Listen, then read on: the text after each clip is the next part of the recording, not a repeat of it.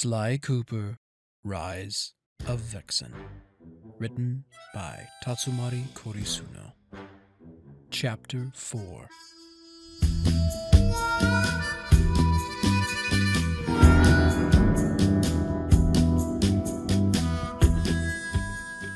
Within another hour, Bentley had set up his routers and computers, securing all connections with complex encryption algorithms. Once the last firewall was activated, he brought up his planning software and created a new file. Ivan, you and Vexen should be alright if you walk around town. But be careful. We don't want Vexen getting dragged into something before we've had a chance to look for Jake Windro. I'll stay here and get the last of the systems up and running, he said, his fingers flying across the keys. Don't worry, Bentley. I'll make sure the inspector doesn't wander off too far, Ivan responded with a smirk, looking back to Vexen over his shoulder. Vexen growled and shook her head, reaching for the door as Ivan laughed and followed. Murray stood awkwardly in the middle of the room, unsure what he should be doing. Just hang out here for a while, Murray. I may need you for something later, Bentley called, pushing up his glasses.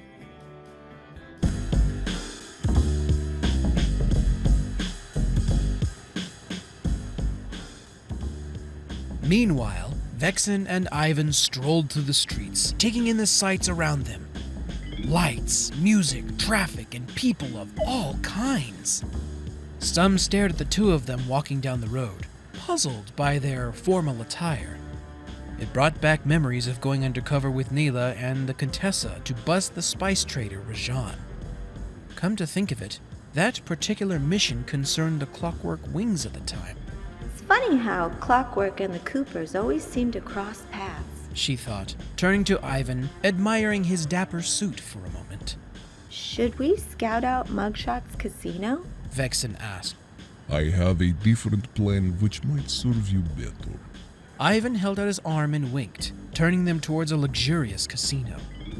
Limousines and exotic cars were parked in front, while valets in wine-red vests gently parked the vehicles.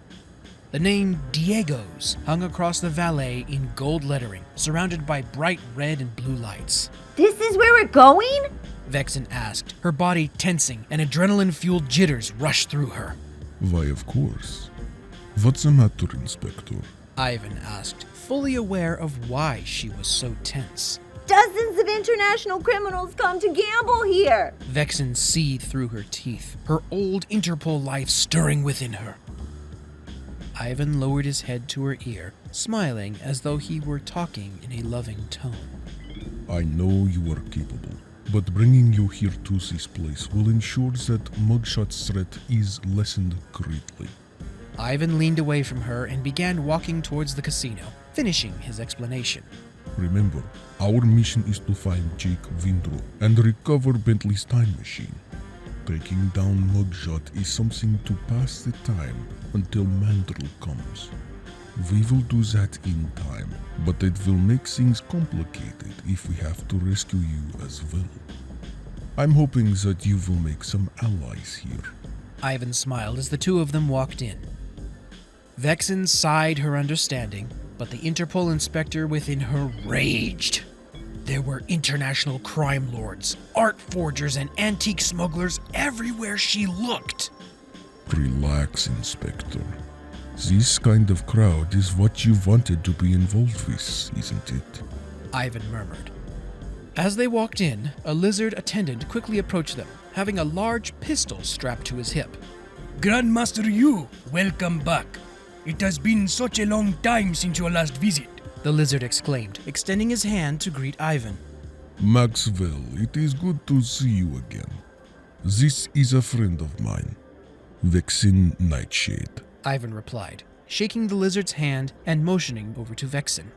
Oh, taking on an apprentice, are we, Ryu? Maxwell asked, taking her hand and kissing her fingers in greeting. Tak. Are the craps tables still as good as ever? Ivan asked, lowering his brow a little when some suspicious motion caught his eye in the background. Why, yes, of course. Would you like me to fetch your reserve chips and meet you at your usual table? Maxwell asked, flagging down a hostess and presenting them with a drink. That would be much appreciated. Maxwell nodded his understanding as he and the hostess walked off beyond the central pit.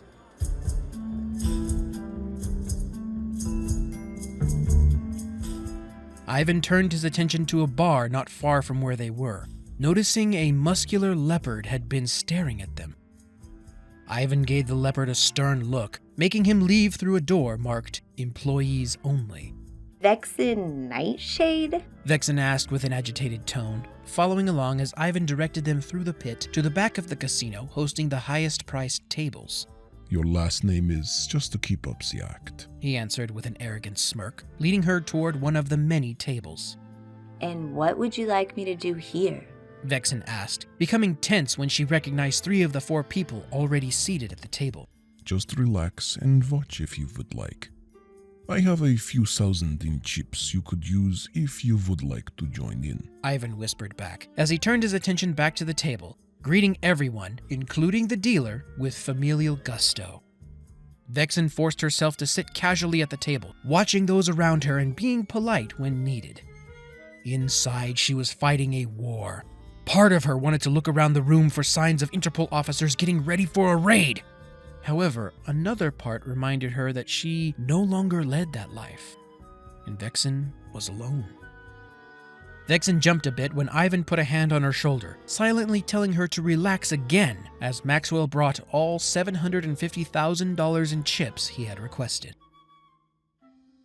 As time passed, Vexen listened more to these thieves' stories about their pasts and relaxed more naturally. Red-Eye Jim on the far left of the table began his black market diamond trade 25 years ago because of his need to pay a ransom for his girlfriend at the time. Lonely Daryl, sitting across the table, had to resort to stealing just to survive as an orphan on the back roads of Great Britain, eventually graduating to smuggling antiques. On the far right, Oscar started stealing when he was fired from his low-paying job just to make ends meet for his family. Sitting next to Vexen, Ezra came from a poor background and wanted to get his mom and pop out of their run-down shack. Vexen smiled to herself, listening to all their stories. Daring capers, almost getting caught and breaking out, falling in love, finding friends, losing friends. She felt a part of her better understood these criminals, as she used to call them. But these gentlemen, Ivan included, she could respect, admire even. Oscar interrupted her thoughts as he folded his cards and turned to her. So, young lady, what's your name? Why did you become a thief? He asked in a strong southern accent. Vexen felt unprepared, wanting to lash out and cuff him, but knew it would upset her current delicate balance. She looked to Ivan for help, but he only turned down his cards and leaned in his seat as though waiting for an explanation. I am Vexen Nightshade. I'm looking for someone very close to me. Going by ordinary legal means was getting me nowhere. I found a channel of information, but I had to do favors for it, bringing me here. I'm still looking for that person. She fibbed, hoping the story would sound convincing. A thick silence passed as they all stared at her, while the dealer shuffled a new deck of cards. Daryl was the first to drop his cards, chuckling as he spoke. Your skills must be slipping, Ivan. Where on earth did you find her? I could tell a better story in my sleep after having too many drinks. He barely managed to say before letting out a loud belly laugh, infecting the rest of those sitting at the table to laugh as well. Vexen sighed and looked down at her hands in her lap, embarrassed. She could hear Ivan chuckling, but never wholeheartedly laughing, calming the others with a firm yet understanding tone. She has a difficult past. She rarely speaks of it at all. Her looking for this close person is very real so, and the person is very dear to her. A hush fell over the table almost instantly, understanding and even sympathetic looks coming from everyone. Ezra broke the silence by taking Vexen's hand in his. I sure hope you find this person, Vexen. Whatever your past, if you're a friend of Ivan's, you're a friend of mine, he said, his large, gentle brown eyes smiling at her before returning to the game at hand.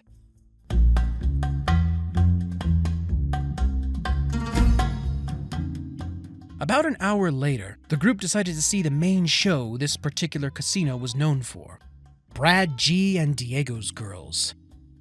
As they were nearing the entrance, Vexen couldn't help but notice that the advertisement sign portrayed a familiar face. It looked like a rat in a red sequin coat and slicked back hair, while giving a dashing smile to the camera. She stopped Ivan as they neared and studied the picture more, memories of their time in Japan rushing back to her. Ivan, does this? Tak, it's him. Ivan growled, walking to a table near the center of the room. Within a few minutes, the show started, leaving Vexen enamored. Elaborately dressed peacocks, foxes, and cats paraded across the stage in a dazzling display as Braden sang. His songs reminded Vexen of Frank Sinatra or Wayne Newt.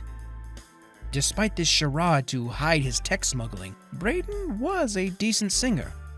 At the crescendo of his last song, lights and sparklers all ignited the stage as a single form appeared behind a curtain. Braden backed away into the shadows as the piano's keys dripped down the scale, ending with a strong bass note. A hush fell over the crowd as the curtain slowly parted, revealing a tall, white fox dressed in a plain skirt and blouse. She picked her head up and looked over the crowd as her voice sweetened the air. Vexen felt pulled into her soothing tune, the tension in her shoulders fading. Dearest friends, dear gentlemen, listen to my song. Life round here has been hard to you, but life has made you strong. Let me lift the mood with my attitude. She held the last note long, stepping down from her platform on stage as the piano climbed the scale, the final sharp note echoing. Tense seconds passed in silence until the band joined in, building the rest of the song. Hey fellas, the time is right. Get ready. Tonight's the night. Boys, what you're hoping for will come true. Let me be good to you. You tough guy, you're feeling all alone. You rough guy, he's the best of you. Sails and bones, all of my charms. So dream on and leave your fears. Get cozy, your baby's here. You won't be misunderstood. Let me be good to you. As she sang, she ascended the stairs to her original platform, pulling the curtains closed behind her. As she did, the band's brass and drums built, carrying through a small bridge. The curtains then exploded open, revealing the same fox in a strapless silver and diamond bustier. With a swing of her arm, the skirt pulled free, revealing plumes of feathers billowing from the costume at her hips, accentuating her figure. Hey fellas, I'll take off all my blues. Hey fellas, there's nothing I won't do just for you. She again descended the stairs to the main stage, joined by a few girls who had danced before. Vexen couldn't help but stare in awe at the spectacle. Yes, she'd heard of casinos like this as an Interpol officer, but she never dreamed it could be so magical. As the girls continued to dance, she noticed that not just one, but 9 tails were twitching behind the white fox, where a train of feathers would generally be. Vexen lowered her brow and turned to Ivan. Ivan, do you see that? She asked. Ivan squinted in the direction she pointed. Are you talking about the back of her costume? Yes. Are those tails real? Vexen asked, still trying to catch a better glimpse and decide if they were or not. I'm not sure. I've encountered many things in my day, but this would be a first. They became lost in the crowd's energy once again as the music built, and the other girls began to harmonize with the fox. So dream on and leave your fears. Get cozy, your baby's here. Yes, boys, I'm talking to you.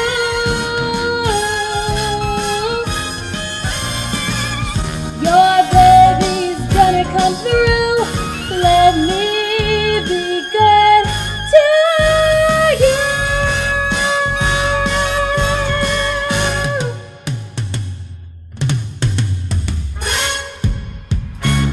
All the girls posed, motioning towards the fox who held 9 long tails out from behind her as though she were a peacock.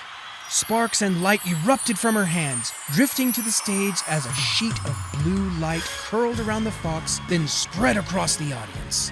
Cheers erupted as the MC came out to thank everyone for coming, while the girls exited the stage and the band reprised the song's ending.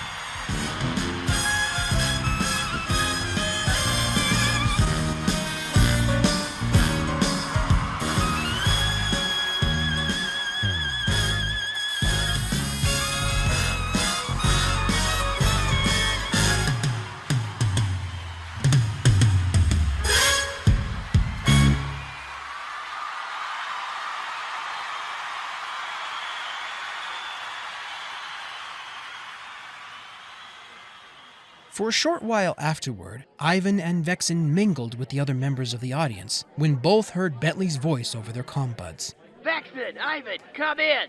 Do you read me? He called. Vexen put a finger to her ear. Stand by. With a tilt of her head, she and Ivan excused themselves to the foyer to find a secluded spot where they could talk with their tech head turtle. Go ahead, Bentley. Ivan radioed. I have some great news. I just found a lead on Jake Windro. He's a tour guide in a gangster museum not far from our motel. I've already sent Murray there.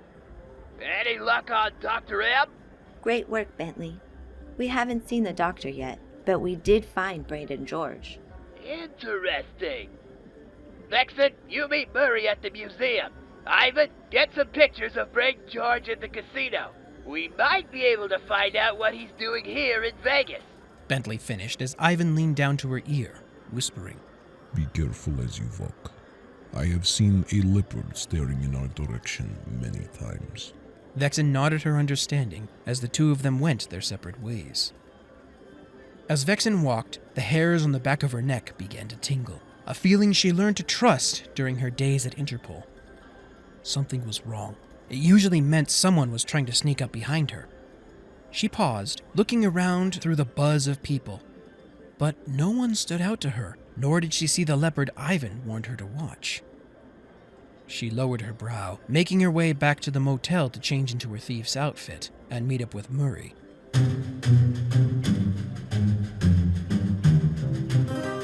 Meanwhile, Ivan casually strolled around the floor, using his phone to take pictures of the guards and where the security was patrolling. After an hour, he still hadn't seen Braden anywhere.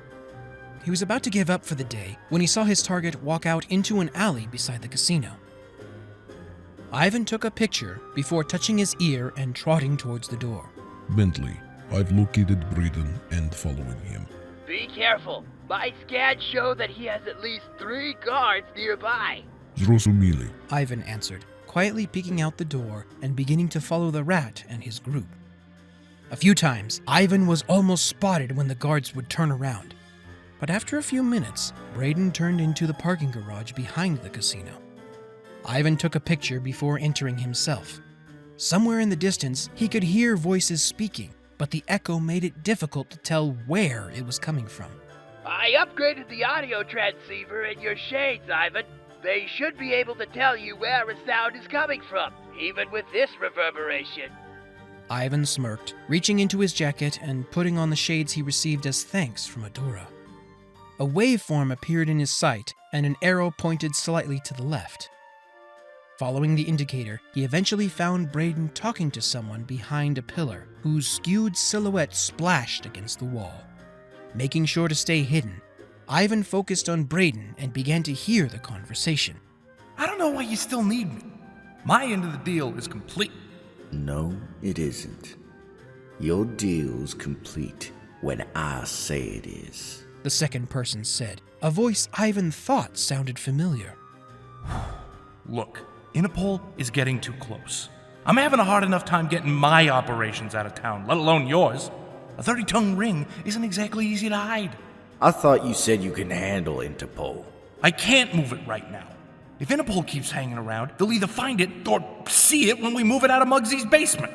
Is it Winthorpe? The voice asked, sounding increasingly irritated with each passing minute. Yeah, that's the one. He's full of piss and vinegar, just like Carmelita Fox was. Ivan watched as Braden looked down at a finger pushed into his chest. You have resources. Use them. Why don't you do anything? You're the one that wants this whole thing in the first place. Braden snapped when he was grabbed by his shirt and lifted into the air. Braden's guards drew their weapons, training them on the person.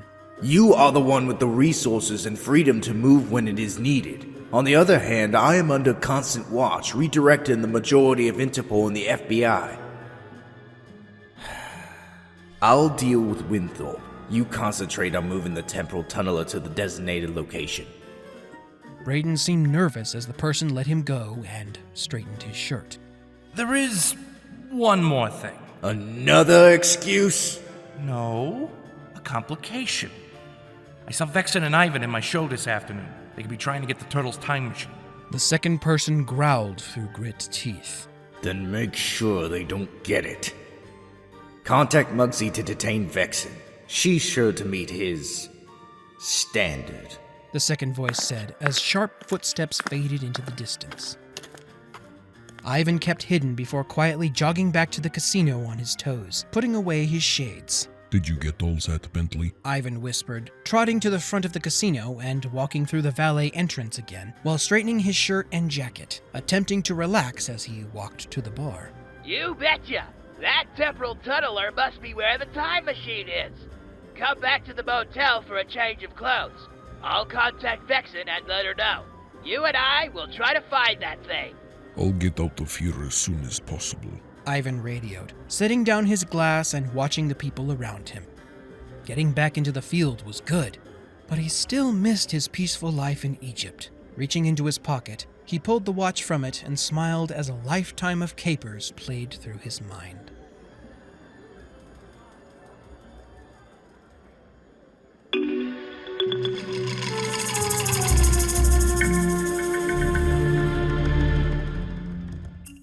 Winthorpe had been madly researching his idol's past cases, trying to find a legitimate excuse why she was with the Cooper gang. Carmelita wouldn't just abandon her lifelong work at Interpol of her own volition, would she?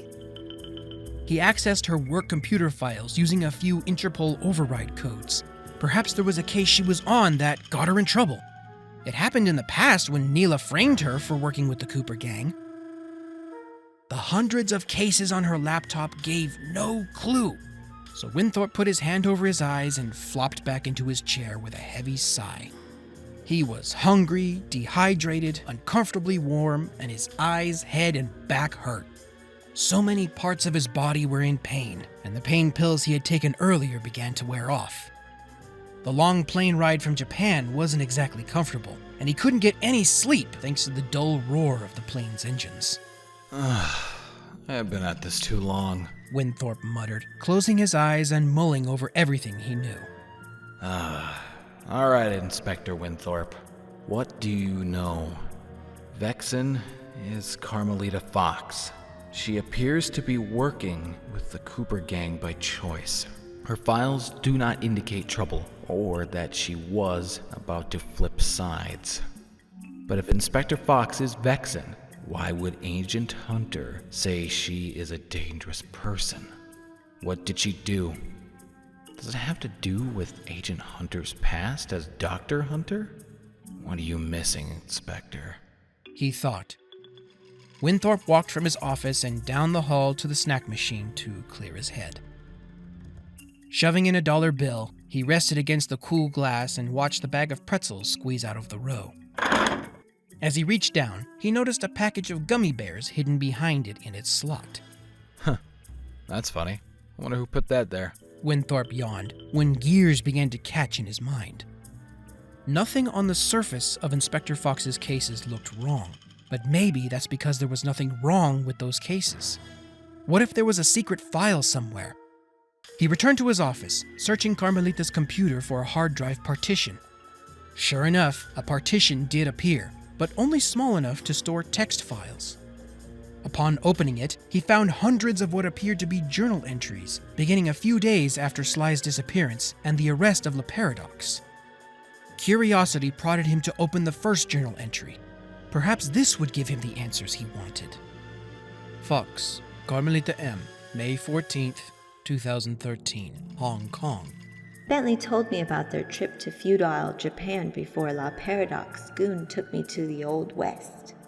I came here to find anything I could, but even historical archives hold very little. Fox, Carmelita M., May 25th, 2013, El Paso.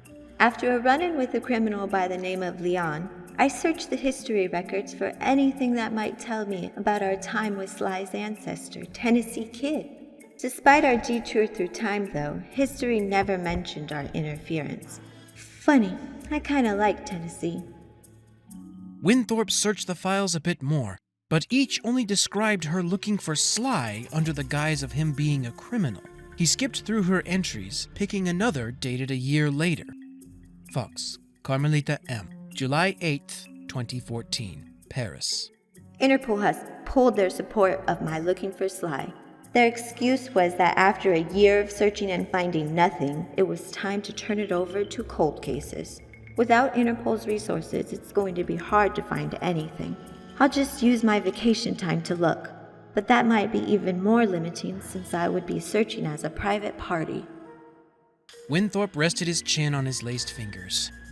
He had a clearer picture of what Carmelita was doing, but still, nothing pointed him to why she decided to become a thief. He picked through the remaining journal entries, finding that the writing patterns were becoming more irritated or desperate. Fox, Carmelita M., June 10th, 2016, Paris. It's been 3 years since Sly disappeared. The short time I spent with Sly on the right side of the law was enjoyable, but I may have been kidding myself, thinking he had changed. Deep down, I felt I lost a piece of my life without chasing him, but something else came of it. Something better. My work at Interpol helps ease Sly's loss, but I just can't let him go. I keep waking up every morning, half hoping that a report would come with Sly's signature written all over it. While Interpol allowed me to use their facilities for a year in my search for Sly, I couldn't find a single clue about when or where he went. Interpol forced me to give up the investigation 6 months ago, so instead, I searched for him using my vacation time and connections I've made over the years. I have yet to find so much as a hint. Windthorpe could only sit stumped. There was still nothing that indicated her leaving Interpol the way she had. As he thought, he noticed a few journal entries at the bottom of the list without any dates, and began reading those. Despite only about 10 being there, he read through each of them. The last 3 caught his attention especially. Cairo, field entry. There was a case of Deadeye that called me to Egypt. He had stolen an artifact from the Museum of Ancient Arts. While investigating, I discovered a tablet depicting what appeared to be Sly and another raccoon stealing a large gem. It's going to be moved soon, but I need Bentley to look at it. Perhaps his time machine can get us to where he is. Cairo, field entry. When I returned to the police station, there was a man there by the name of Darius Hunter, an agent of the FBI. This is the first time they have shown any interest in Sly despite my chasing him for almost a decade. This Darius person is now blocking all my channels of investigation, especially when it has to do with Sly. Cairo, field entry. This will be my last entry as Inspector Fox. All legal channels of getting to the tablet have been cut off. The tablet is being moved in a few hours, and the only way I can get to it is to steal it. With the help of Bentley and Murray, I am leaving my life in law enforcement for the life that Sly lived. Papa, I hope that you can forgive me, but I must follow where my heart is, and that is with Sly. Winthorpe slumped into his chair, chuckling to himself, accepting that he never stood a chance romantically. Now that he knew why Carmelita had joined the Cooper gang, he felt better knowing she wasn't being held against her will. But his delight was soon squashed as the realization that he would have to take her down as a criminal crossed his mind. Well, Inspector Fox, I don't think you would want anything less from Interpol. Ready or not, here I come, he thought, looking down at her shock pistol on his desk. He couldn't help but hope that he could win her back. Perhaps he could fudge a report, telling of how she had used Bentley and Murray to help search for Sly so that she could arrest him once and for all. There was still time, and Inspector Fox didn't upload the journal entries to the Interpol mainframe, so maybe he could keep all this hidden and pull a few strings to get her back. His thoughts were cut short when someone roughly opened his office door. "Got anything on Muggsy yet?" the officer asked. The question made Winthorpe jump, searching around his desk for a folder while trying to transition his mind. Yeah, here's the folder.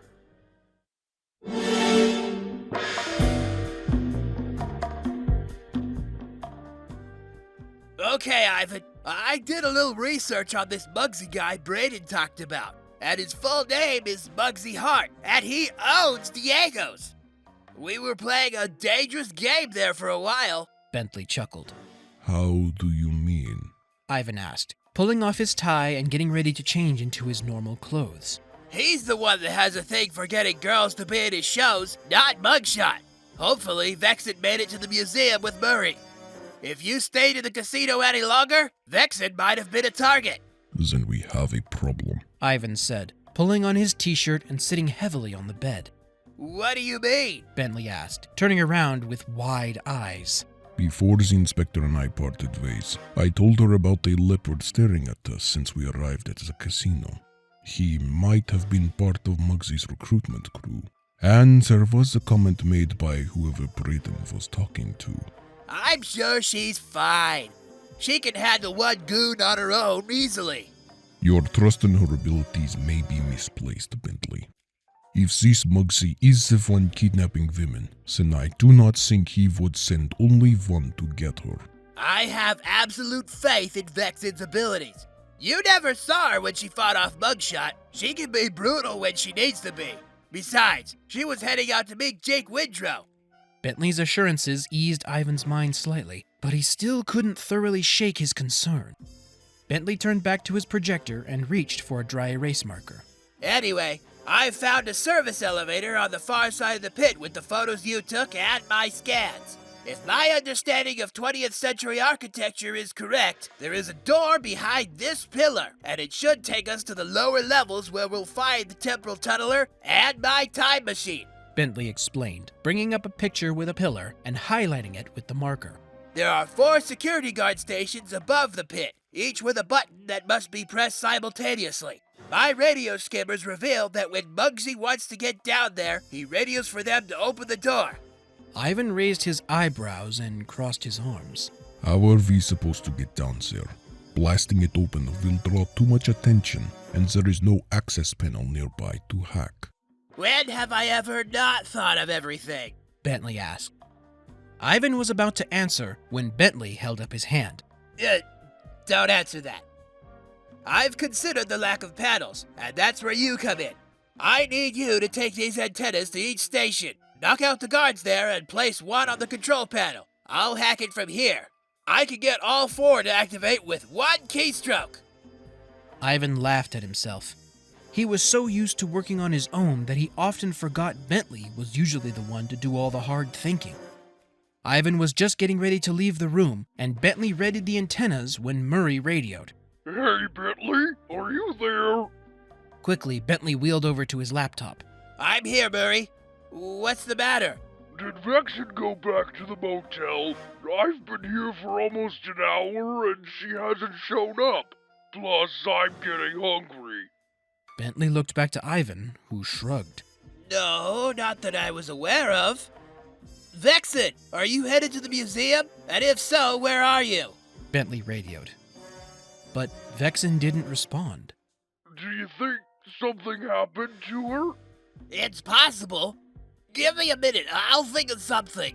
Bentley, I will go to the casino and get ready for the mission. All right, I'll tap into the security cameras around town. Maybe I'll find something on there. Murray, you go on ahead and meet with Jake Windro. Perhaps we could enlist his help on this. I'm on it. The Murray can be quite convincing when cracking skulls. No, Murray. We need a more civil approach. See if you can at least meet with him first and tell him about Vexen. Oh, well, the Murray can use his superior words to convince this guy to come. Good luck with that, Murray. We'll be busy in the casino, so just do your best. Bentley finished, closing the communications hub and returning to his laptop to hack the security cameras. Will you still be able to hack from here and look for the inspector? Ivan asked, knowing the turtle couldn't be simultaneously in two places. Not a problem for me. I have a search algorithm scanning the camera footage for Vexen. Once you knock out the first guard, you'll have about 5 minutes before the others activate an alarm. They all have motion sensors that will trip if a guard is inactive for too long without a shutdown code. Zrozumili.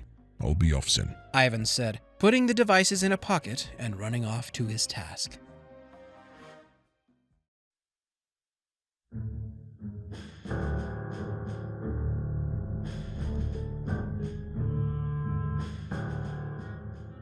Vexen knew something was wrong when a leopard approached her on the street. She had tried refusing his request to come with him, but as she pushed past him, the leopard grabbed her arm with an iron grip and insisted that she come along. Vexen was about to fight him off when a second and third equally muscular leopard approached from a nearby coffee shop. Vexen could hear Bentley buzzing in her ear, but carefully took out the earbud. Any communication at this time might have dire consequences. As Vexen was being directed down the hallway of Diego's once again, she could feel dread building in her mind. Quickly she scanned the floor for her newly made friends at the craps table, but couldn't see them. Did someone recognize her as her former self? The four came to a door labeled Employees Only, which one of the other leopards opened and half-led, half-forced Vexen through. Inside was a grand, dark-colored wood desk, with 2 tiger guards standing on either side in tailored suits. Behind the desk was a high leather chair, facing an enormous glass wall overlooking the casino pit. Trying to leave unnoticed, are you? A voice asked. Vexen could only imagine that it came from a laughably short bulldog with a large cigar sticking out of his lips. I thought I was free to come and go as I please, Vexen answered. The leopard clenched his hand tighter on her arm for a moment, making her hand fall numb. Ooh, I like 'em a little feisty. They all are when they first come, the voice said, as the chair turned around to reveal a sizable bear in a silver suit. Vexen was sure his hands could wrap around her entire waist. She swallowed, knowing she might be in even more trouble than she first thought. Looking out of the window, she tried to catch a glimpse of Daryl or Ezra, but with no luck. What do you want? Vexen asked, yanking her arm out of the leopard's grip. He was about to grab her arm again when the bear held up his hand and he stopped immediately, standing in a parade rest position. The other 2 leopards joined the first, also standing at parade rest. Well, you could say that I'm a connoisseur of beautiful women.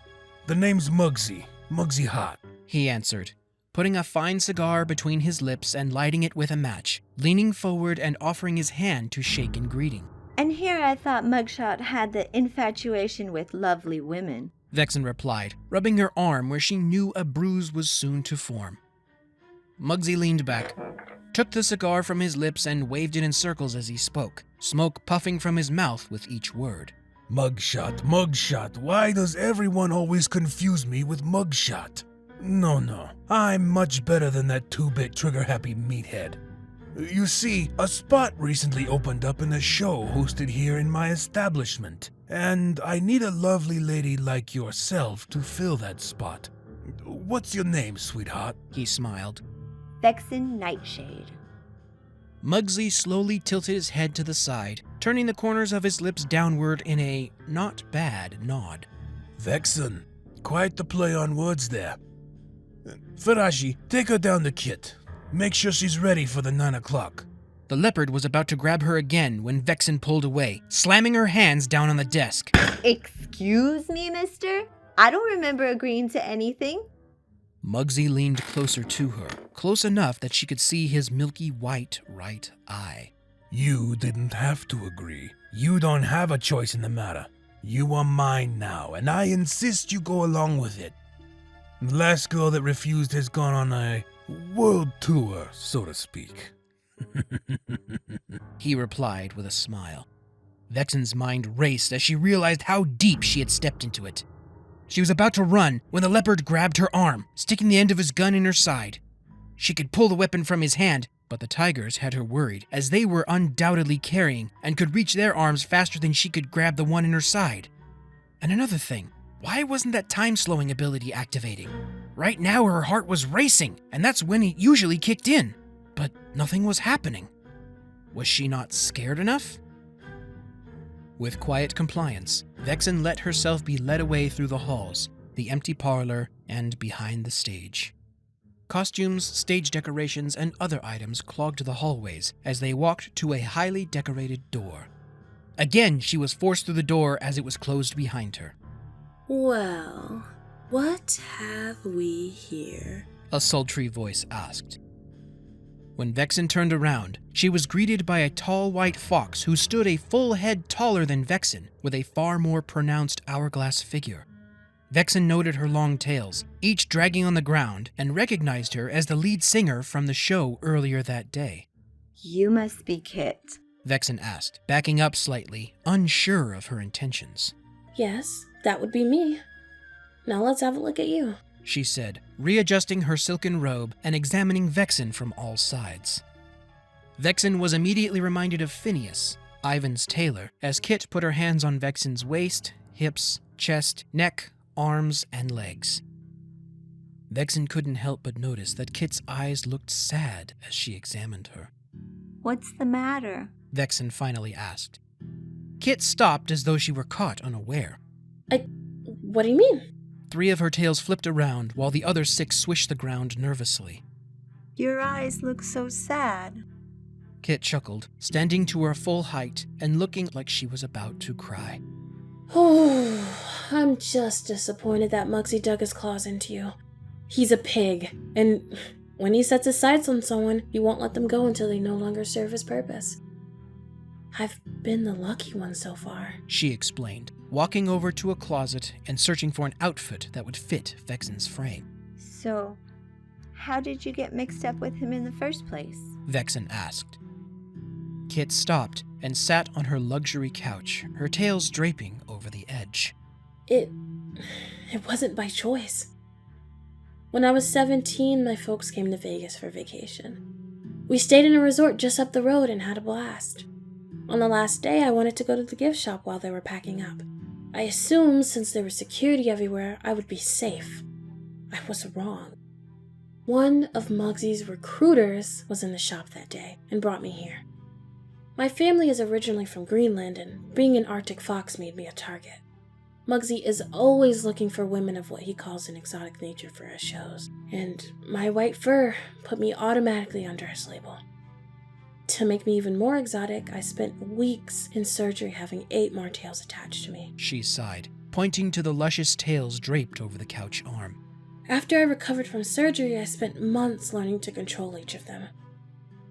To make me even more of an exotic pig, Muggsy had me learn magic, making me into his own personal Kyubi no Kitsune. 3 months after I turned 18, I was put through many plastic surgeries, giving me all of this, she said, motioning over her entire body. When I turned 21, he put me in the first show, and money started pouring in. After that, he kept me around like a personal good luck charm. I would try to get away, but the magic I learned doesn't seem to work on the goons here. Do you know any invisibility or illusion spells? You could use those to cover your escape. Kit sighed, pulling open the right side of her robe to reveal a scar. I did try, and I ended up with a shattered collarbone. Muggsy installed magic-canceling charms and security cameras throughout the halls after that. Now, everyone is escorted to and from our rooms while guards patrol backstage. If we want to go out, we get escorted everywhere, and Muggsy's goons carry those magic-canceling charms. I've learned to deal with what I've become. I have no pictures of how I used to look, so it's all I know. Kit pulled her robe closed again, crossing her legs over one another and sighing. But now that he's got his claws onto you, I don't think you'll ever escape. With another fox in the act, he might already be making appointments for plastic surgeries. All the other girls have had some work done on them too. She sighed, looking down at her folded hands. Everything Kit described was like the person trafficking Vexen had heard of during her days at Interpol, but never really knew anything about since it was outside of her jurisdiction. Vexen grit her teeth harder and harder with each word. What happens to those that are no longer useful to him? Vexen asked, sitting down on the couch next to her. One of Muggsy's friends will come to his office, and one of the girls will get called there. After that, they're never seen again. Vexen put a hand on her shoulder, giving it a gentle squeeze. Don't worry, Kit. I'll get you and the other girls out of here if it's the last thing I do. Kit smiled sadly. That's what I thought about my parents. But that was 10 years ago. Vexen smiled confidently, standing before her and putting both hands on Kit's shoulders. Then you don't know my friends. They don't leave anyone behind. Ever. Now, I heard I'm supposed to be ready for some 9 o'clock show? Vexen asked, walking back over to the closet of clothes.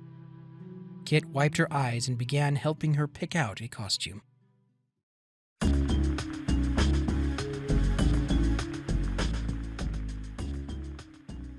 Murray stepped into the museum, looking around at all the paintings of gangsters lining the walls. Silence filled the hall as he walked up to the front desk, where a mink sat typing away at a computer. When she noticed that someone was coming, she looked to panic as though trying to hide what she was doing. Welcome to Michael's Museum of Vegas Past. My name is Judy. Are you here for a tour? She asked, reaching into her desk for a clipboard. I'm here to see someone. It's really important. Oh, do you know the name? I can call them and let them know you're here. Judy asked as she picked up a phone and ready to dial an extension. Yeah, his name is Jake Windro.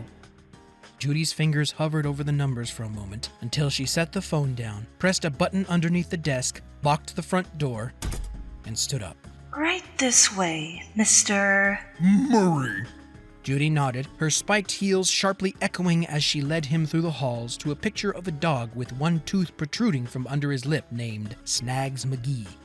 She reached to the wall beside the frame and tapped it where a keypad appeared, typing in an access code, causing the door with the picture on it to open.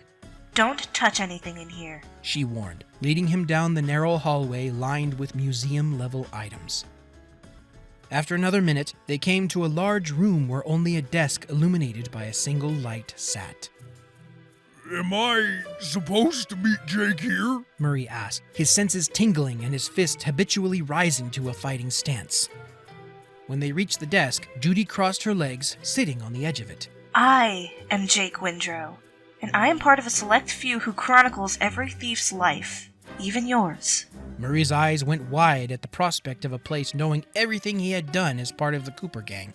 Shaking his head, he reminded himself why he had come here in the first place. I'm here for a friend of mine. She goes by the name Vexen now. Judy lowered her brow and walked behind the desk, tapping the top of it as a holographic keyboard and monitor appeared before her.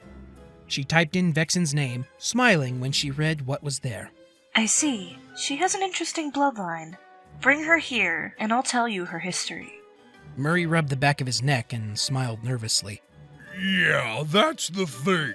We lost her a little while ago, so that's not gonna happen anytime soon, Murray explained. That's no problem. Once you find Vexen, just bring her here. But can't you— I can't help you get her. We are only here to record history. Anything beyond that is out of our job description. I'm sorry. Murray's shoulders dropped and he hung his head. All right. We'll be back, though, and like the lightning that roars across the sky, you will see the Murray again, he thundered proudly, flexing his arms hard before turning and leaving. Judy smiled and shook her head. She had always read about his enthusiastic third-person speech, but never thought she would hear it in person.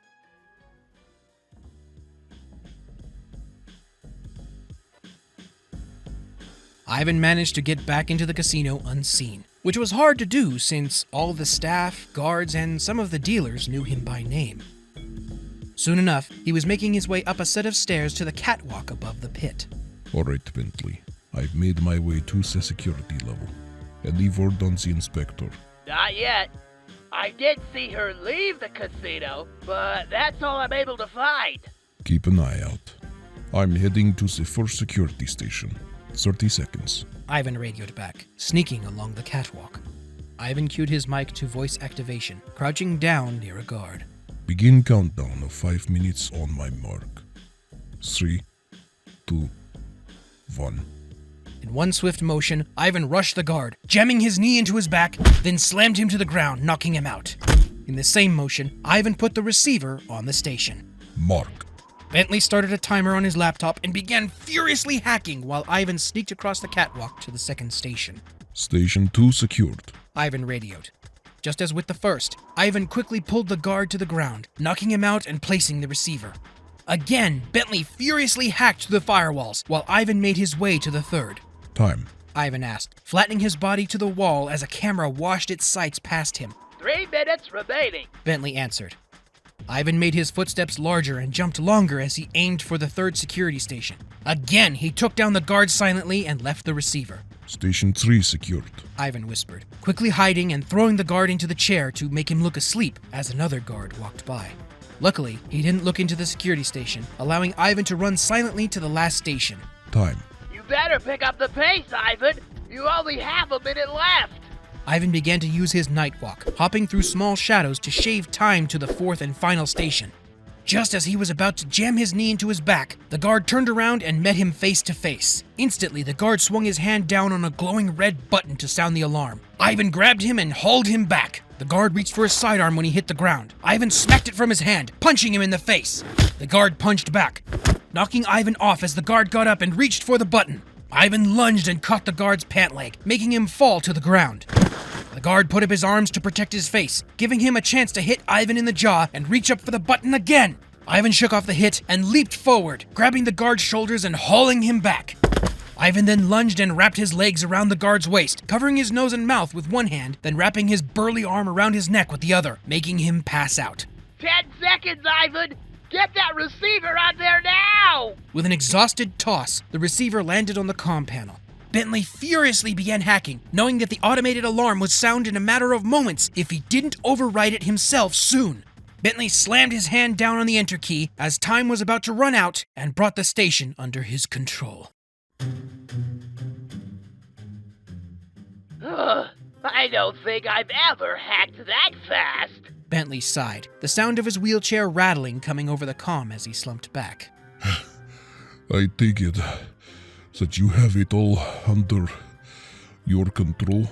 Ivan huffed, pulling himself to his feet and pulling his shoulders back to crack his stiff back. Yes, it's all mine. Now you can go down to the lower levels without a problem. Once he had caught his breath, Ivan made his way back down to the floor, sure to avoid the guards and staff as they would no doubt cause problems. Luckily, he managed to get to the door where Bentley led him in. You're going out of comm range, so just get some pictures of what you can down there. Zrosumilo. I'll talk to you in a bit, smart guy, he said as he began the descent. Down he sped for what felt like ages until the elevators stopped. The thought of trying to hide crossed his mind in the split second before the door opened, but 3 guards with their guns at the ready greeted him when it did.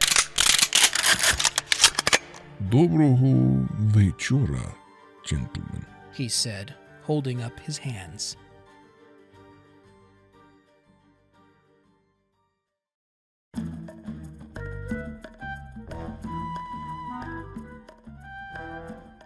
Murray finally made it back to the room and was about to tell Bentley what Jake Windro had said when a scratchy transmission began coming over the radio. Can you hear me? Bentley madly turned knobs and flipped switches, trying to boost the signal. Vexen, is that you? He called, turning the knobs to home in on the signal. I can barely hear. Can you hear me at Bentley cursed under his breath, going to his laptop and boosting the signal, dimming the room's lights. Can you hear me now? Bentley asked. There we go. The signal is still a little choppy, but I can at least hear you. Bentley tapped away on his computer, trying to find a tiny bit more power to boost the signal, speaking slower so that all his words were getting through. It's good to hear from you, Vexen. Where are you? You never came back to the room or went to the museum. I'm being held backstage in Diego. I'm okay, but it will be more than just me to rescue. What do you mean? Bentley asked, knowing that Vexen must be risking a lot to contact them this way. I can't explain everything right now. Come to the 9 o'clock show in Diego's party. I'll slip you a note that will tell you everything. Bentley grunted in understanding. The only thing that she must still have on her was her ear radio. All right, we'll get to that show. Just stay safe, Vexen. Bentley out. Bentley sat back in his chair and put his hand to his forehead with a sigh of relief. Murray tapped on his shoulder, waking him from the intense few preceding seconds. Where's Jake? Bentley asked after looking around and only seeing Murray. See, that's the thing.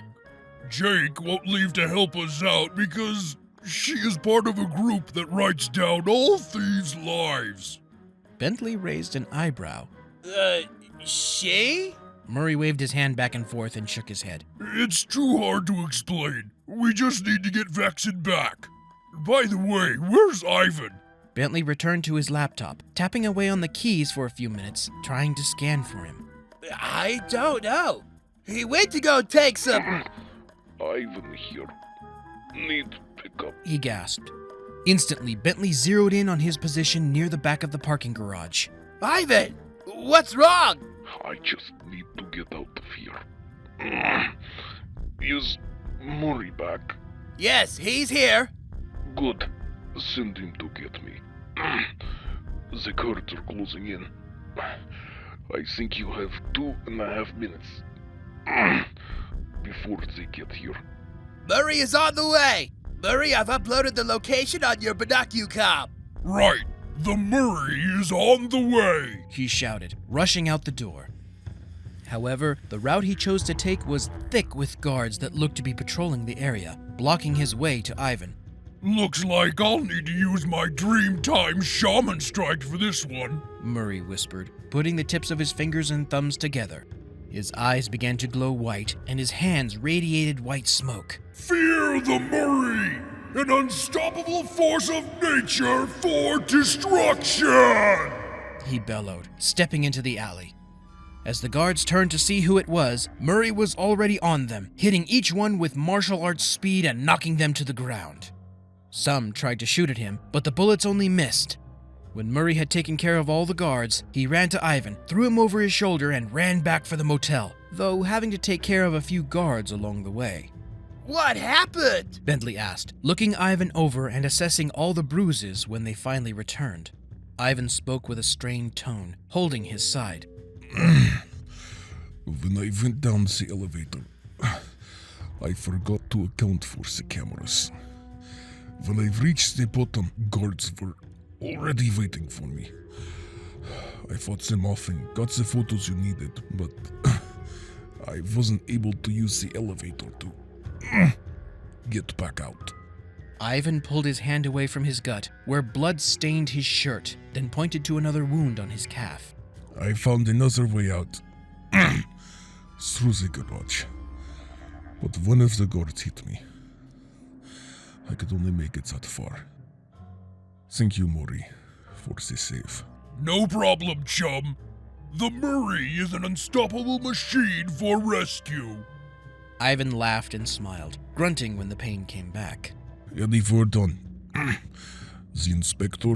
Ivan asked, carefully pulling off his shirt to tend to his wound. Yes, Vexen contacted us. Mugsy's goons captured her. She couldn't tell us much, but she will be giving us a note at the 9 o'clock show. Ivan nodded, hissing in pain. If he couldn't get rid of the pain, he would need to endure it and go to the show. Otherwise, their chance to know what Vexen was up to would be lost. Bentley's computer began to beep, bringing up the screen showing Winthorpe out patrolling the streets. Hey, Bentley, isn't that Winthorpe? Murray pointed out. Bentley turned back, looking closer at the screen. Egad! Look behind him! Those are the notorious Sand Scarabs! They're a bloodthirsty gang that'll do any job for a high price! He exclaimed. There's no way he'll be able to fight them all! Murray, go down and fight them off! If we don't help him, his blood will be on our hands! But why would we help him out? The only reason Sly protected Vexen back in Venice was that he liked her. That's a given, but Winthorpe is getting involved in something much bigger than I think he realizes. If we don't help him out now when we could have, Vexen will never let us live it down. She's still a cop at heart, remember? Murray nodded and trotted off to his destructive deed up the road, leaving Bentley to help Ivan with his wounds.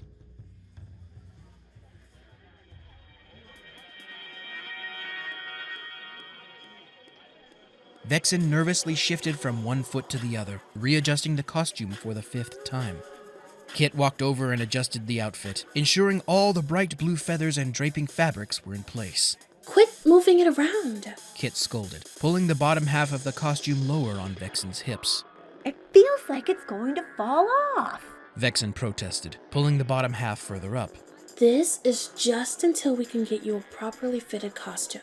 This is all I had back there that would fit your smaller hips. Kit responded, once again adjusting Vexen's headdress and hair. I told you, my friends are coming. Vexen argued. Kit nervously laughed, not wanting to give herself false hope. Do you remember at least most of the routine? Kit asked. It had been a hectic 3 hours before the show, trying to help Vexen remember just enough of her dance routine for that night. I'm pretty sure I can handle it. I managed to pull off an impromptu belly dance once. Vexen chuckled. Kit nodded as she tilted her head, some of her tail swishing around, feeling more nervous for Vexen than anyone. Well, if you can do that, then I'm sure you'll be able to do this. Hopefully, you can get the note to your friends before the show is over. The crowd walk only lasts a couple of numbers. I have faith they'll be here. Vexen grinned as the music began, cueing them to walk on stage behind Braden George. Vexen wanted to take him down right then and there, but the need for passing along information was more important. Song after song played as Vexen managed to fake some of the routines that she didn't know. No one noticed all her fumbles while scanning the crowd for her 3 most trusted friends. With each passing song, however, she couldn't see where they were, primarily due to the blinding stage lights. As the first of the 2 songs allowing them to walk the floor began, the lights came up, but she still couldn't see Bentley, Murray, or Ivan anywhere. Was my trust in them misplaced? She began to wonder, strolling through the staggered tables one hip at a time, while stopping periodically to perform a few maneuvers and then move on. When the first song ended, she took a glamorous pose and scanned the room, desperately looking for her friends. Kit caught her eye with a questioning lift of her eyebrow, but Vexen could only respond with a nervous shake of her head. Kit nodded slightly and started the next song, allowing Vexen to move around the room again. As the first verse neared its end, Vexen began to search more frantically. Where was the gang? The entire song was about 4 minutes long and was already a quarter over. As the first chorus ended, she finally saw her. There were only 4 or 5 steps left to the table, and the song was nearing the end of the second verse. Vexen's mind raced. The walking pattern would take her right by that table, but with what she remembered of their last encounter, it would be a significant risk to trust her. Make up your mind, Vexen. It's now or never. Inwardly, she shut her eyes, reaching to her top and pulling out the note to drop on her hand. As she passed her seat, Vexen dropped it off and used a motion of her dance to whisper in her ear. Give this to Bentley. He'll be here. And with that, it was done. She would have to trust her to pass along the note. Vexen remembered the heartbreak Bentley endured and her escape from prison, but she was the only person close enough to an ally available, so she would have to do. Another half an hour passed with more songs and dances. Kit and Braden sang a duet that ended in a magic show of sparkles and flashes of light. No sooner had the music stopped than guards sternly escorted the girls backstage. Did you find your friends? Kit asked, helping Vexen out of her intricate costume. In her eyes, it almost looked like a long, dead hope was beginning to spring back to life. Not exactly. I did find someone I've dealt with briefly. She was quite a handful the last time we met. Kit lowered her brow in skepticism. And you trust her with getting the note to your friends? Vexen pulled off her headdress and sighed. I don't know, but I can only hope. She's the only one who might get it to my friend Bentley. I'll explain if you can gather all the girls together.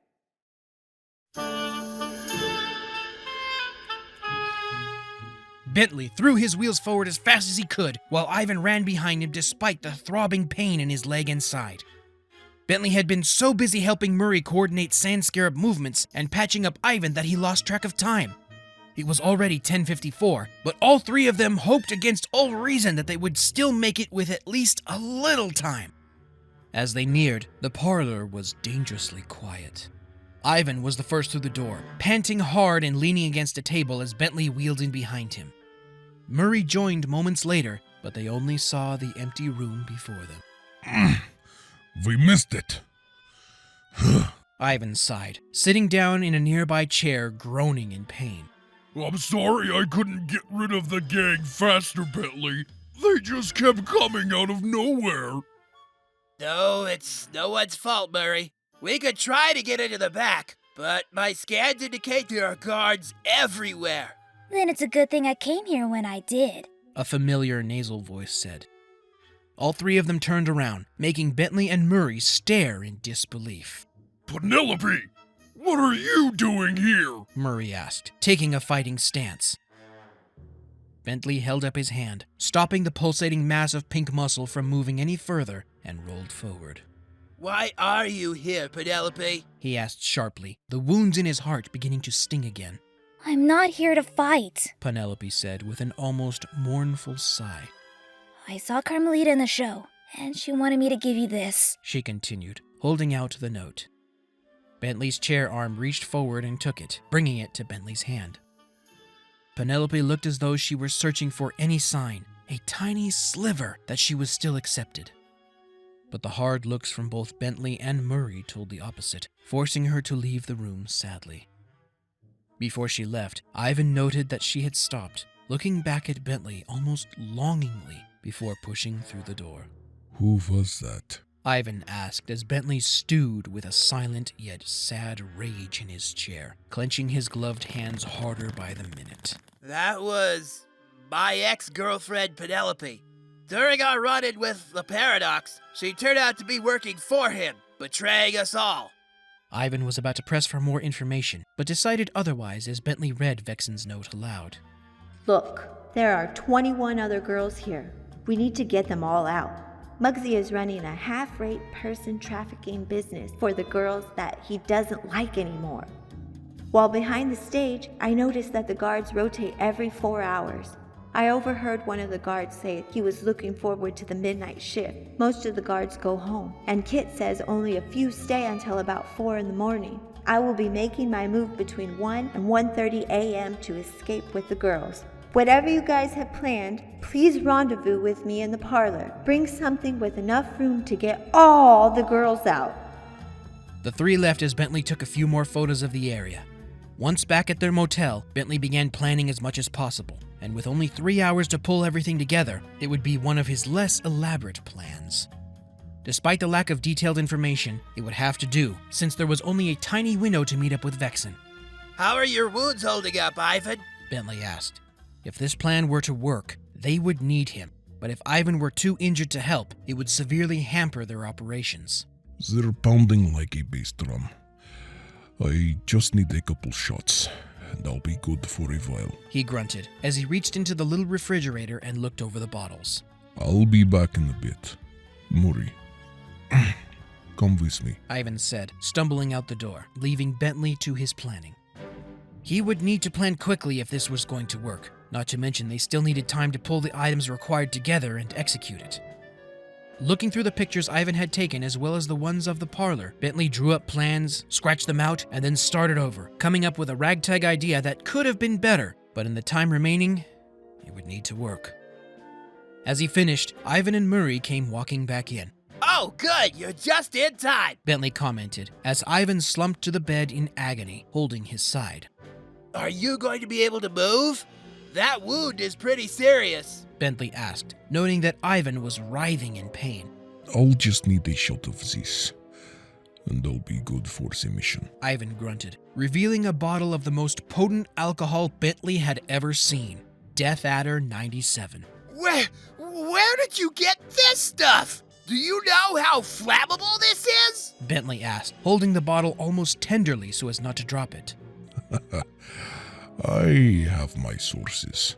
I would never drink something like this, but it's the best I know to deaden the pain. So, what's the plan? Ivan replied, visibly trying to ignore the sting in his side. Right. Anyway, I call this Operation Eagle's Flight. For Phase 1, Murray will need to get behind the casino and borrow a delivery truck, bringing it back here. For Phase 2, Murray and I will go to the local police station and get Inspector Windthorpe to chase after us. Phase 3 will be in combination with Phase 2. Murray, you'll drive your van down the parking lot and under the casino from the police station. The cops should be right on our tail and follow us into the garage, where we'll lose them and load up the time machine. Thanks to Ivan's pictures, the garage is where my time machine is definitely being held. I've used my connections and obtained Muggsy's person trafficking business records that I'll give to Ivan before we start.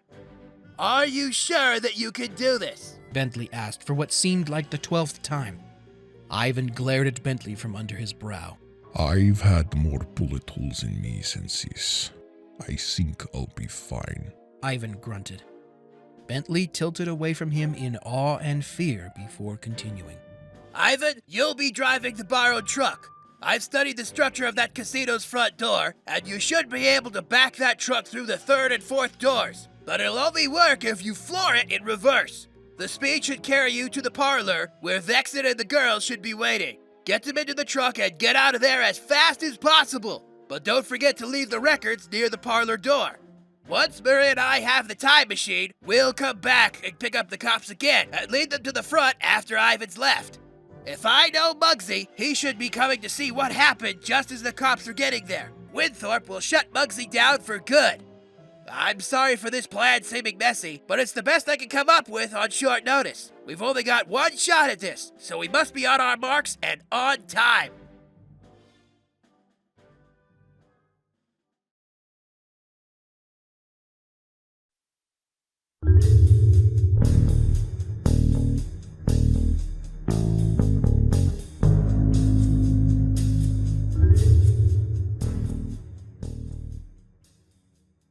How's it coming, Murray? Bentley asked, checking over his gear for the 12th time. Almost there, Bentley. Just a couple of guards to avoid. These guys look tough, he radioed back quietly. Another few minutes of radio silence hung thick in the air until Bentley saw the truck pulling up to the stoplight, carefully turning the corner and making sure not to draw too much attention.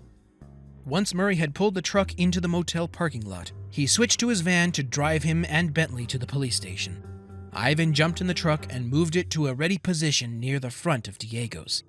His side and leg pain had dulled, but that was only because of the adrenaline pumping through his system. He was waiting to douse his wounds with the alcohol to ultimately numb them once he heard the sound of police chasing Murray. Ivan checked his watch to ensure they were still on time. 12:49 a.m., about 2 minutes ahead of the projected schedule. As the minutes passed, tension built in his arms and shoulders, further numbing his pain. No, Ivan. Calm down. Breathe, he thought, taking a few breaths to calm his nerves. But he had to admit, none of his capers were ever this tightly scheduled or this dangerous.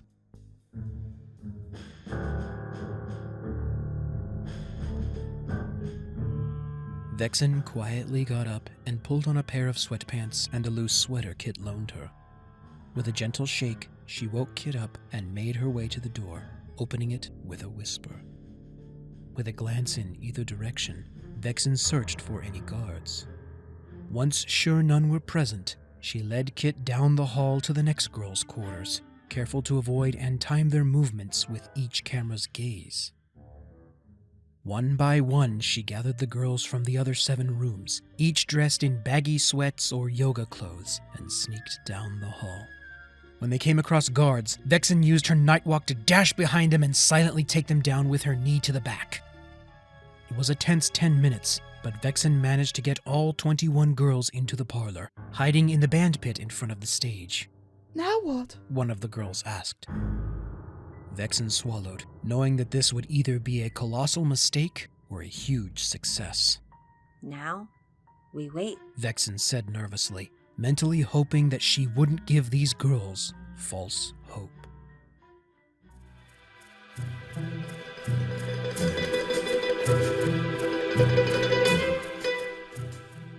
Ivan sat waiting for what felt like forever. He looked down at his watch again and noted they were beginning to fall behind schedule.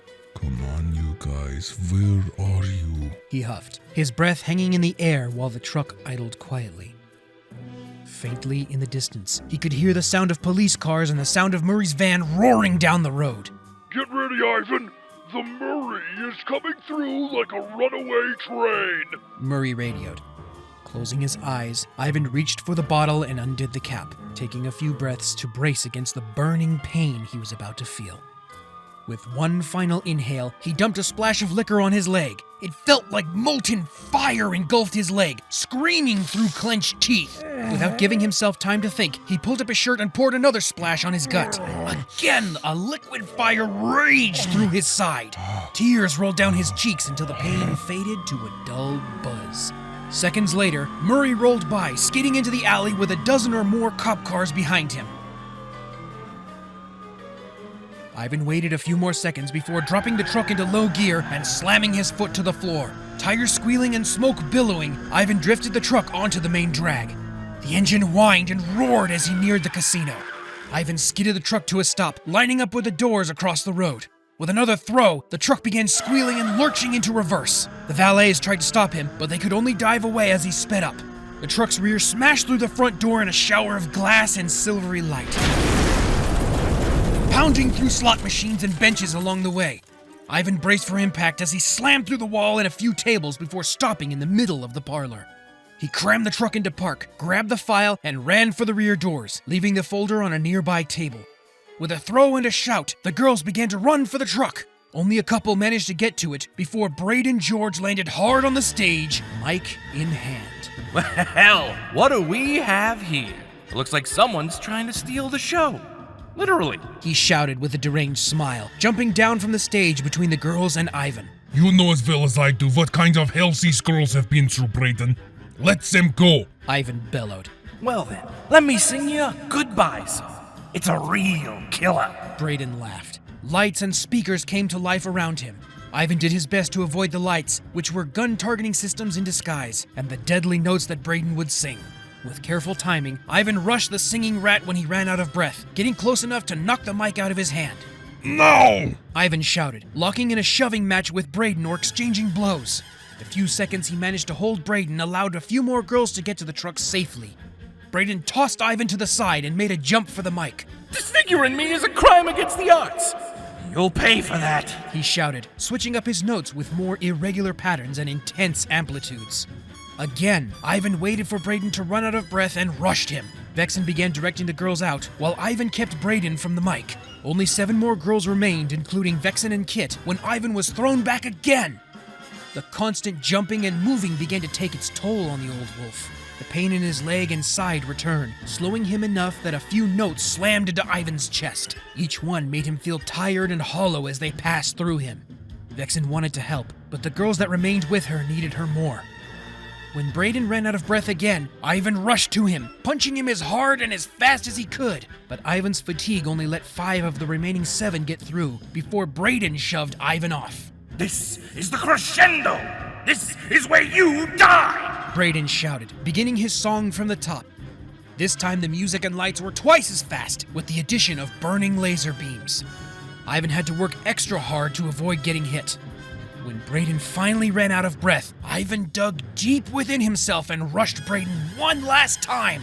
With the final strike, Braden spun around and flopped to the floor with his tongue hanging out. Pity! Ivan shouted. Vexen needed no translation as she and Kit ran for the truck. But the destruction from the fight left the building weak. Braden tried to get up, but fell off the stage, hitting a board and launching a piece of rubble into the dark above them. No sooner had the rock disappeared than rigging and parts of the building came crashing down. Kit lunged forward, using a push spell to shove Vexen away from harm.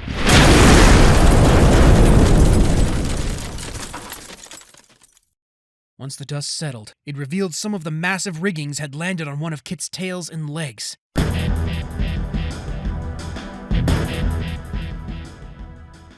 Ivan and Vexen tried to lift it off her, but even their adrenaline-fueled strength couldn't lift the weight and allow her to escape. Just go! Get the other girls out of here! Kit yelled.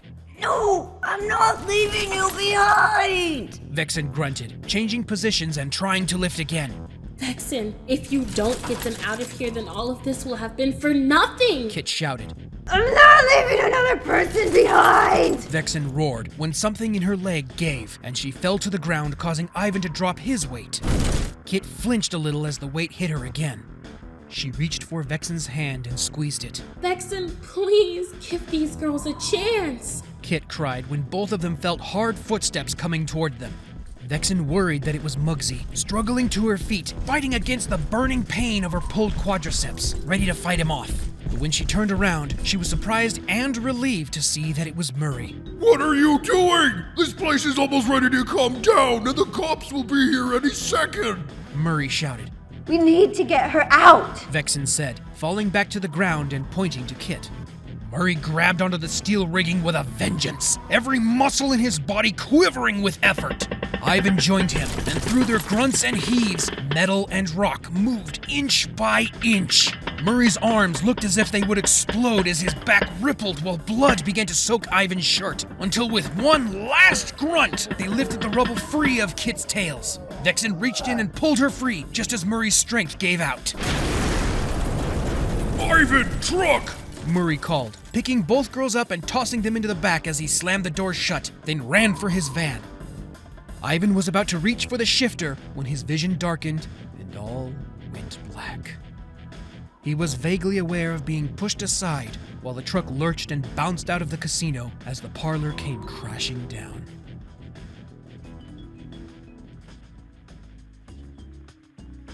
Within a few minutes, Murray had found an abandoned lot a few miles from where they had been and stopped to wait for Ivan, who arrived a few seconds later. Bentley jumped out of the van and shouted triumphantly, Yes! That's the most exciting job I've ever done! Great job driving, Ivan! But Ivan didn't get out of the truck for a long while as it idled. Bentley looked over at Murray, who only shrugged. Another minute passed until the vehicle shut off, and the driver's side door opened.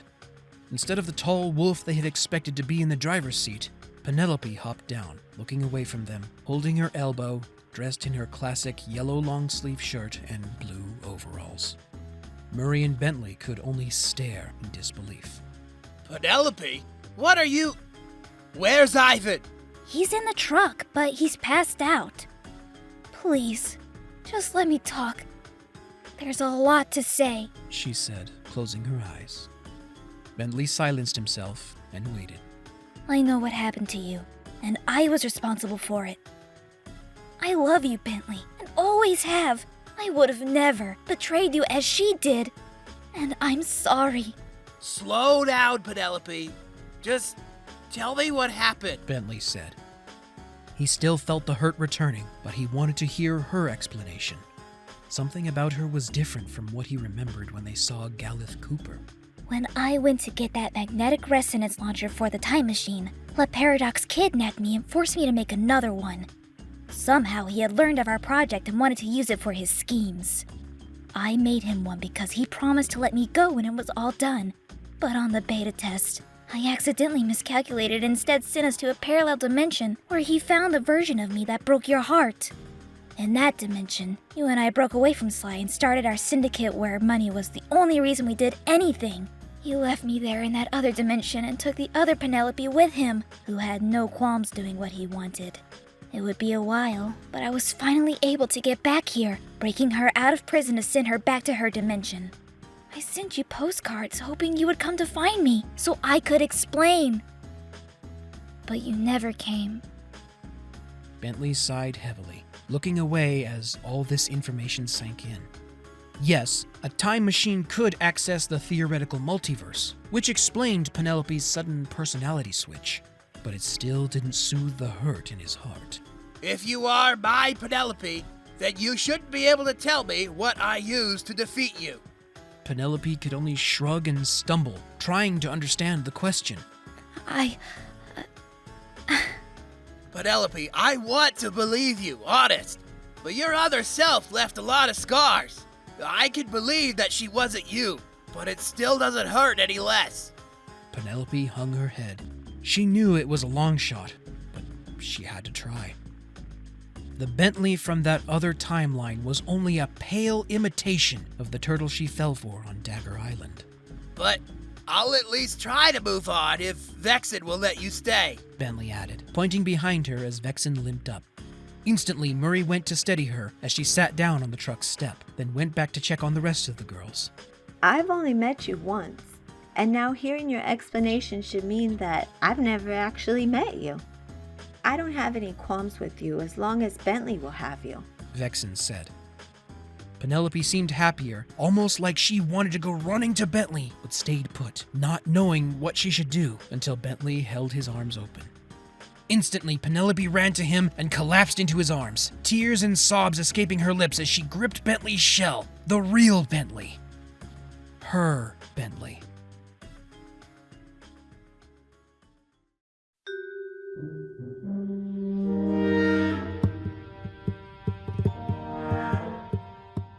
Darius Hunter carefully stepped through the destruction of slot machines and glass, searching for Inspector Winthorpe, who had arrested Muggsy and Braden. Well done, Inspector.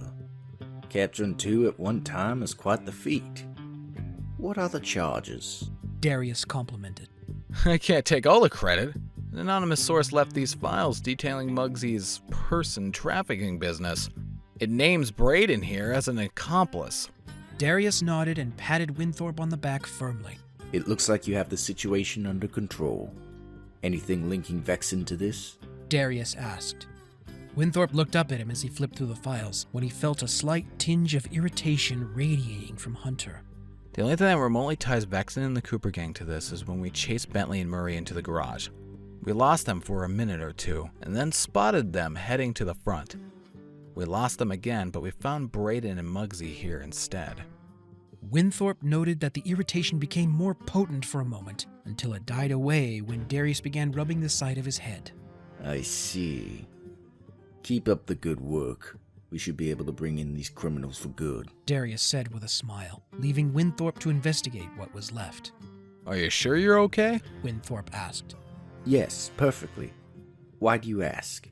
I've noticed you rubbing the side of your head a lot. You might want to go to the doctor and have that checked out. Something could be seriously wrong. Darius smiled and nodded, rubbing his temple a bit harder. Thank you for your concern. I'll be sure to schedule an appointment soon, he replied, walking back to the secure transport van where Braden and Muggsy sat in chains. Well, well, well, look who it is, Muggsy sarcastically growled. Be quiet. Your job was simple. Keep everyone at bay while the tunneler was completed, but you let Murray get close enough to touch it. And what have you been doing? You only seem to show up when you want something done, Braden retorted, instantly regretting his tone when a feeling of anger washed over him. I've been ensuring the FBI is too busy chasing their tails to know what's going on. I've given you resources that would otherwise be locked behind glass, and the best you can do is give me excuses. Your usefulness to me has run out, and now you will go behind bars where you belong. What about the project? Braden asked. You no longer have the right to know what I'm doing. As I said, your usefulness to me has run out. He frowned, slamming the door shut and patting the side of the truck to signal the driver to take them away. He pulled out his phone and dialed a number, keeping his voice low. It's me. What is the schedule on the parts? Yes, it is. Good, because we may have to move up the timing. A week? I don't want excuses. Get it done. Are you telling me you aren't up to the task? Then have it done within a week. I will be there shortly. Be sure the final chip is installed and begin the initiation sequence. It is almost time to drop this charade.